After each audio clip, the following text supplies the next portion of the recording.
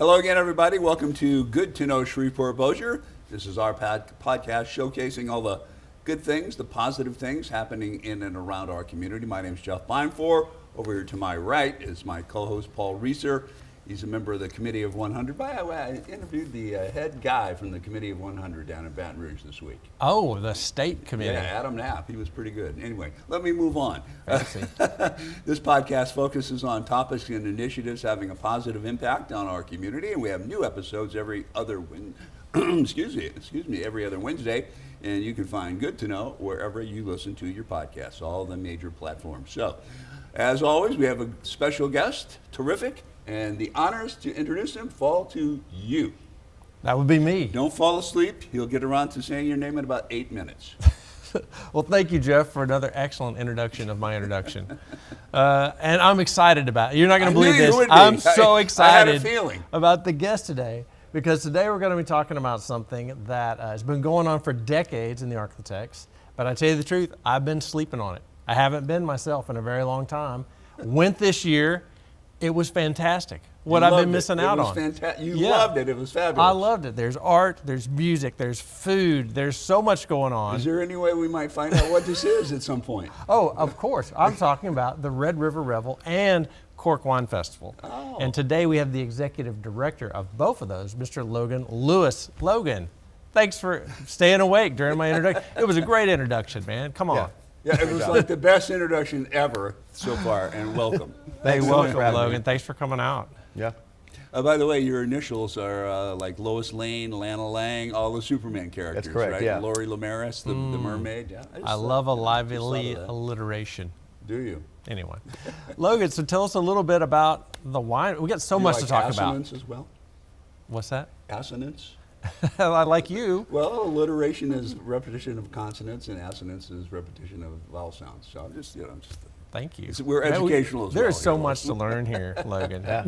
Learn about Logan. Especially once you start talking, we're going to learn a lot. Because, hey, people may not even know what all's going on with the Red River Revel. So tell us a little bit about that, and then we're going to get to the Cork Festival, which is really cool too. Yeah, so the Red River Revel is a nonprofit, obviously 501c3. Was the festival itself was started in 1976. It was, kind of a celebration of the bicentennial, and it was created by the Junior League of Shreveport-Bossier as a gift to the citizens of the Arklatex. And in 1982, they said, we got something really going here. Let's start up a nonprofit, and got their determination letter. Hired an executive director, and has grown so much over the years ever since. It was on the riverfront next to Expo Hall outside its first year, and over the years it's gotten bigger. They've moved the locations. Festival Plaza was built, I would say, pretty much mostly with our event and Mudbug Madness in mind. And then the pavilions came later, and we've seen some incredible music acts there. Amazing artists have come through the festival. It is a really awesome cultural event that happens annually, and the unique thing about that is that we created it here in Northwest Louisiana. It's our creation, unique to us, and so in many ways the citizens of the region own it, because it's our festival. In the way that Jazz Fest would be owned by New Orleans, or Austin City Limits is owned by the city of Austin. It's a unique festival created by the citizens that are from here. It's not a corporate entity that came in, and so we want to put this on. And I think that makes it pretty special. Right. There's a lot of Mardi Gras parades around, but we didn't invent Mardi Gras, but we invented the Red River Revel right here. And that thing just is sprawling. It is, Festival Plaza is huge, but this thing fills up the entire area. Yeah, and it goes beyond. So we're from Market Street all the way to Clyde Fant. It's a big undertaking, and it takes all year to plan. We've actually already. It takes a little bit longer than a year, truth be told. Wow. I start with idea formation for more or less the theme or some of the bigger programs for for next year's festival this past July. So it's about a year and a half is when we start kind of putting the plan together And then by the end of the year, those plans get a lot more solidified. So right now we kind of have a good idea of what we want to do next year. And then we have to work towards pulling all that program together. Did you share some of those ideas? Not yet. You can't do that. But I can say one thing that is interesting that will be new next year, and we're very excited about it, is we're changing the format for the first time in multiple decades for the number of days that we do. So typically, most people would be, if you're familiar with the Revel, would understand that we always open on a Saturday, and we are consecutive days through the next Sunday, and it's open every single day at 11 a.m. The formula itself has got more difficult in recent years. Monday, Tuesday, Wednesday is kind of it's a grind. It takes a little bit more effort. It's not always a winner, and so we're changing the format to be a little bit more like those festivals I mentioned, where we're going to open on a Thursday and be open for 2 consecutive weekends, Thursday to Sunday. So the last weekend of September, first weekend of October, we'll open on Thursday and run through Sunday evening and close for Monday, Tuesday, Wednesday in between. And we feel like that's going to give us an opportunity to, put our best foot forward on the best days possible. Those are typically the days with the best traffic. They're easier for people to attend. We don't want to lose the lunchtime crowd, that we have. A lot of downtown people come for lunch, and we don't want to lose that. So we still want to be open during the week, but the weekend is really where most of the attention is focused, and I think that this is going to help us, move to a new level. Sounds like a pretty exciting change and an important one. People need to know about that. Yeah, absolutely. Well, that's what we're talking about it early. We'll be talking about it all year long. So people that haven't been to the Revel in a while or have never been, what do you expect when you come walking in? What is a Red River Revel? Well, I think the first thing you're going to see when you come in is, there's a lot, like you said, there's a lot going on. Everything from amazing artists to performances that can happen on stage, and some happen just in, a corner of the festival. You turn a corner, you're going to discover something new. We want people to be able to come in and find something that they love, no matter what day they come. You're going to have great food and, of course, excellent music.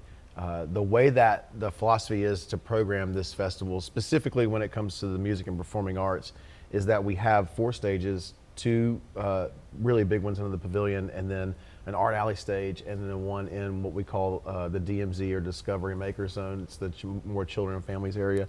And in those 4 spaces at any given point, if we have, let's say, country music on one stage, you're not going to find country music on the others. You're going to find something completely different. So discovery is like sort of the fun part of being at the festival, finding new things. And as you mentioned, a lot of people don't realize how many great artists that there are there. People you might know, local artists, get to have the opportunity to show their art and sell their art there. And so there's discovery around every corner. And I think that's the interesting thing about it, that it's like you said, it's ours. We created it, but you can come and be, have your nostalgia with those things that maybe if you've been before, you expect to see every single year, but you can also find new things, at every turn. So I'm big into comic books and superhero art. Do you have that? We have, yeah. You do? Actually, I haven't been. I got to go check that out. Yeah, we have had artists that specifically specialize in illustration for comic book art. Nice. And it looked like, so there's local artists, people that are just artists on the weekend that set up a booth, and then professional artists that do this just full time, coming in from all over the country, just Louisiana or all over the country? All over the country, and some from out of the country as well. Okay. We have had artists come from out of the country. The art festival industry itself, a lot of people may not know this, but there's only what we consider 2 actual art festivals of our size and caliber in the state. The other is in Covington, Covington 3 Rivers, which just happened a couple of weeks ago. There are a lot of shows that do the juried art process, where you have artists submit their work, and then they are judged and scored and then invited based on those scores. But the other festivals that do that are usually focused on music or a specific part of their culture, food, a resource. But our cornerstone is the art, and so is the case for Covington. When you go to the East Coast, the Midwest, and the Northeast, these are really popular shows. They happen all the time. and there's a concentration of artists is a lot higher. So we do get a lot of people from those areas that come down for our festival because it is unique to our area. If you were going to try to find another art festival like it, you would have to go to Dallas or Gulfport, Mississippi. So I think that's a really unique thing that makes us sort of stand out a little bit. The artists that come to us, we have people that come to us from many states away that have been coming for 20 or 30 years, have built up a customer base. And they're all professional in a way. I think the cool thing about the Red River Revel is that it has built a culture of art here in Northwest Louisiana and East Texas that has helped many artists be able to sustain a full-time career in this industry and travel to other shows. And that's a really awesome thing that we take a lot of pride in. We have this emerging artist program where we bring people up and show them how this works and how they can be successful at it. And the culture of the artists themselves, a lot of them all go to the same shows, they know each other, and so it is, it's sort of like, that Carney group that travels to the same places, but very different, much more highbrow than that. Well, there was so many different types. There was art, there was cartoon looking things like Jeff would like, superheroes, and then there was like beautiful photography, large prints, and then I bought some Louisiana art from the guy from Baton Rouge. Yep, Chase Mullen. Yes. Yep. Fantastic. Good friend. So you mentioned about how they come to the show. Do they have to be invited, or do they try to garner their own spots? They do have to be invited. They do have to be invited. So we put out an application in the beginning of the year, and they apply, and they submit 4 photos of their art and 1 photo of what their booth looks like, because that's also important. Is how does it present? Sure. And then we have a system in place where we have usually 5 or 6 jurors. They are made up of people like gallery owners or art professors or people who work in art councils. They have knowledge of quality and skill and technique, and they just see the artist statement where the artist says what their purpose is or what their medium is and how they approach it, and they see the pictures, and then they're scoring that based on several criteria that we give them.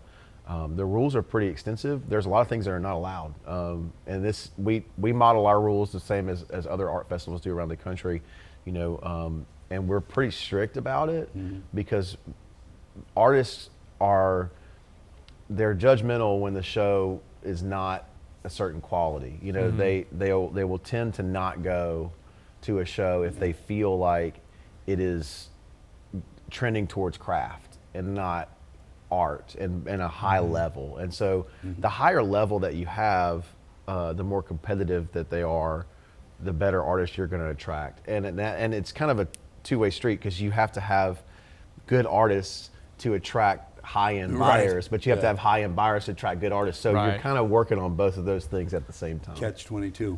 Yeah, but so it's just that I don't just get to show up with my paint by numbers set and set up on a... Well, one of the things that most artists have figured out, especially post-pandemic, is that the key to success and to be really successful as this is to diversify what your offerings are. So if you have those large pieces that are originals that are going to be a centerpiece in someone's living room that may cost several $1,000s, you need to have other things available that are at a lower price point so that people who don't quite have that kind of income can still participate and get in the game a little bit. And I think that's important. And the artists that have done that have had a good balance between the two, have done very well. And they make a lot of money. You'd be surprised, how much they I'm not surprised from what I dished out for this painting. I've got... Well, you got all that French fries on it, man. Come on now. That's right. No, but it's gorgeous. So you can pick something up for $10 in one corner and $10,000 in the other. Yep. While we were in the back corner, though, there was a great little folk band kind of playing back there, and then there was, rock music on the main band on the main stage. So there was entertainment, and it was going on all the time. Is there always music happening? We do during the week at lunch. We do just music on the main stage, and that's really more just for an entertainment value. But we have also started this past year, and we're going to continue to push this because I loved it. We got great support from Liz Swain on this. Is a lunch. I wouldn't call it lunch and learn, but I would call it lunch learning in a way, but we had panels and speakers to talk about several different topics on the other depot stage, and it was short, 45 minutes, but interesting to those who are in a professional setting. So we talked about some of the historical tax credits for buildings. We talked about It's the been current in the real news lately. yeah, we talked. It was, and it was at the time that was really interesting.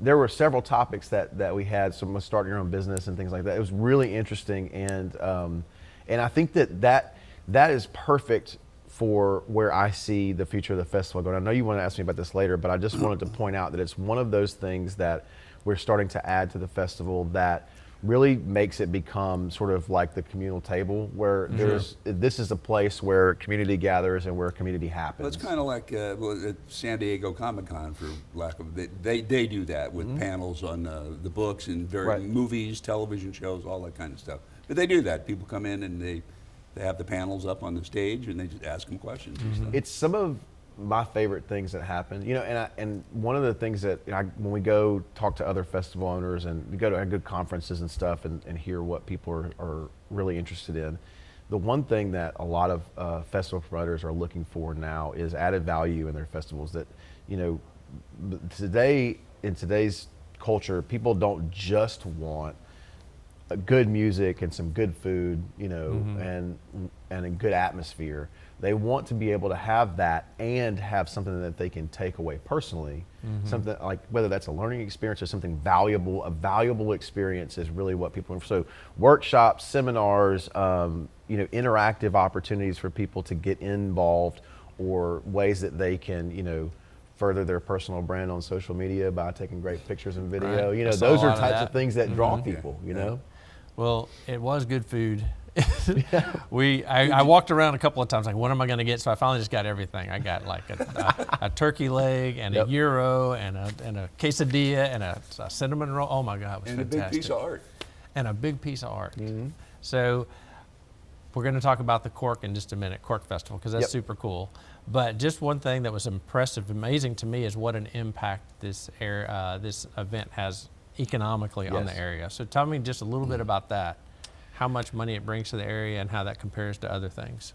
So the last time that we did an economic impact study was probably 2 or 3 years ago, and it was more than $5 million in direct impact to the area. And our budget is 86% of it is spent in Caddo and Bossier Parish.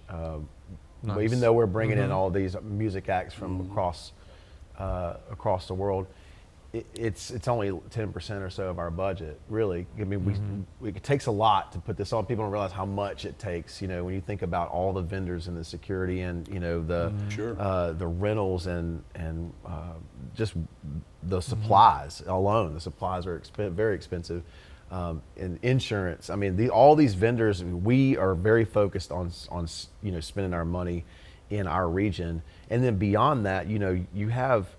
The Revel itself, just us, we spend on hotel rooms for our traveling artists, more than 1,000 hotel room nights for the festival. Wow. Oh, wow. Just for our artists. That doesn't even include all the hotels that the artists who are coming in for a week are buying, and those who are coming in for the festival, how much money that they spend with our vendors, because the food vendors are a mix of for-profit and non-profit organizations that use this festival. They do very well with it as a way to make money, and so that spreads out all these what we call T-shirt security, private professional security. They're local citizens, our local police, EMS, get paid directly. And so when you think about how that spreads out just from our organization and what we spend, not to mention what the general public who is coming in, and we have great tools at our disposal to tell where they're coming from.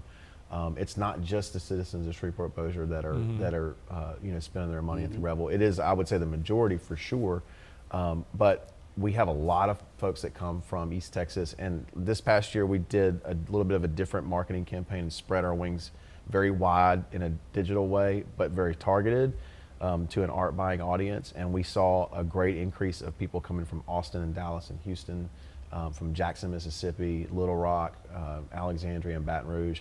specifically to look at the art, and they spent money, and that is huge. I mean, all of those artists, they still have to pay, their Caddo and state taxes after the festival's over. So, well, we went on a it's Thursday driver. night, and it was beautiful. It was packed, even though we had to park a little distance away. Yep. Felt very safe walking up. Felt safe through the whole time. Some people would tell me, "Oh, I don't want to go downtown at night," but I felt safe. How do y'all keep it so safe down there? Well, there's a couple of people that deserve credit for that. I would say the first is obviously our city, our facilities people with SPAR have worked so hard to improve the facilities downtown, improve the lighting in the approach areas for the festival. And it's been an ongoing effort over the last several years to improve the quality that people see. That's a huge thing that most people don't realize, that it can make or break an experience. When you're walking towards a festival, all the street lights are out, there's broken sidewalks and things like that. It just doesn't feel, it makes you feel differently. Yeah.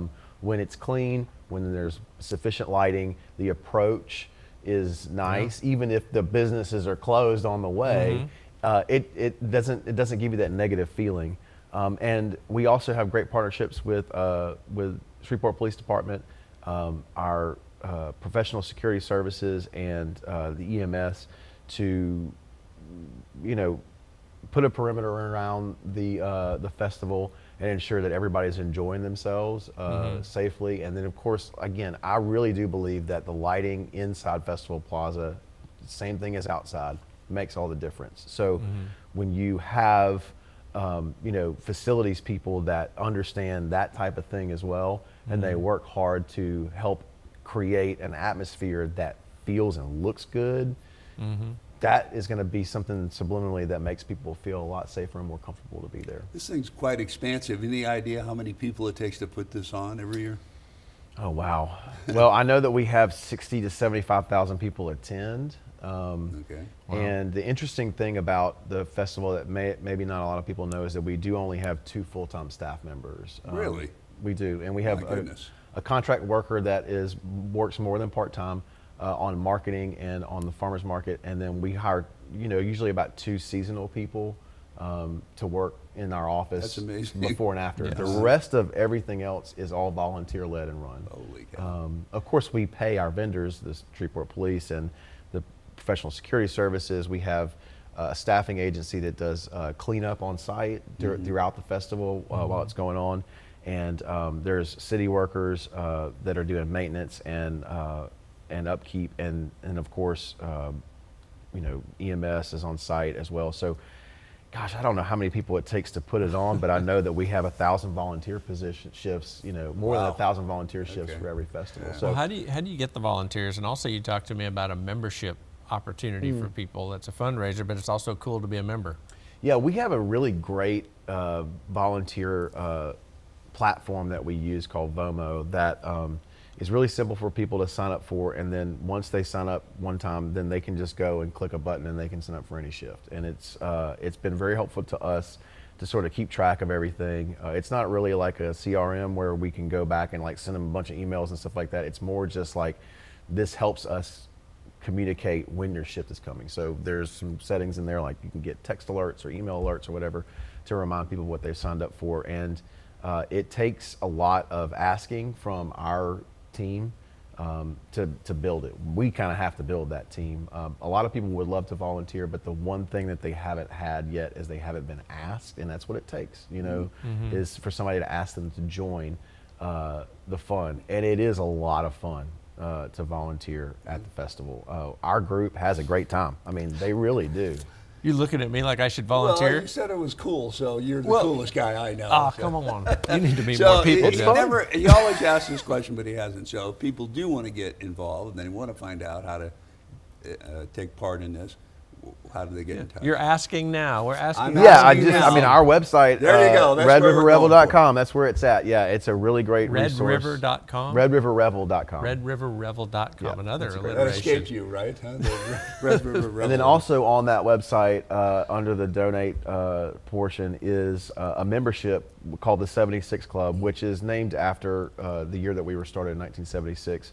It's a throwback to that, and we really think about it as just a standard membership, kind of like your alumni dues for your university or something like that.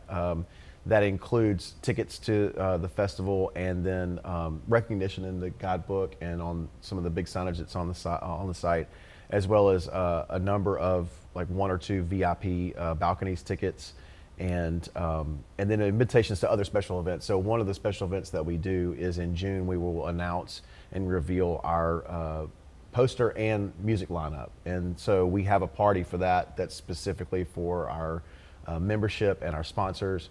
And people will come and eat great food and get to see what we're planning for the festival this year. It's the big reveal, and it's a way that we show appreciation and also keep people sort of inside the organization and make them feel connected. And there's like a VIP tent at the Revel or something. Yeah, our VIP is awesome. No, I'm thinking about joining just so Jeff and I can walk up and I make him stay outside. That's what VIP is all about. That's what it's all about. Yeah, the VIP is right next to the main stage. We have some local artists that help us to decorate and make it look awesome. And it's got great lighting in there, and it looks really great. We had a farmhouse table in there with great couches and a TV with the football games on, and free beer and wine, and there's snacks and giveaways. We had some merch and stuff to give away, and it's not that expensive to become a VIP member, would you say? No, the membership for a year is $250 for an individual, $500 for a household. I don't see how you could get ahead if you have all you could drink beer and peanuts. Right, Some of the guys I know. We got about a minute left here. Man, so we didn't even talk about Cork. Oh, well, get it in real fast. Quick, tell me about the Cork Wine Festival. Cork Wine Festival is our biggest fundraiser. The Red River Revel's in the fall. Yeah, and in the spring. And then the spring is the Cork Wine Festival. It's always the first weekend of April, first Saturday of April. It's 3 hours. Tickets are $100. We put those on sale within the next month or so. Usually by the end or beginning of the year. And can you go to your website and get on the list? Yes, you can. Okay. Yep. Try over 100 wines, tastings from a dozen food vendors, and it's the social event of the spring. And it's real wine too. It's not just like cold duck or some sweet stuff like you said you like. Well, that's we have my that. style. We have that, but yeah, we have vintners that come that are serious vinters. That you said Duckhorn comes out. Yeah, Duckhorn's one of my favorites. The vintner comes out. Yeah, he comes out and he's a good time. He's a wealth of knowledge. He's a ball of energy. He's fun to hang out with and drink wine with. And so it's a we might come back just to talk about the wine festival because that's super cool too. So you got the Red River Revel in the fall. Go for it. Yeah. Wine in the spring, and you're working all year round to make all this happen. That's right. So very cool, man. Sounds good. Logan Lewis, right? Yep. Logan Lewis sounds like a Superman character. Double L. That's it for Good to Know Shreveport Bossier. Thanks for being here, everybody. As always, this has been Good to Know.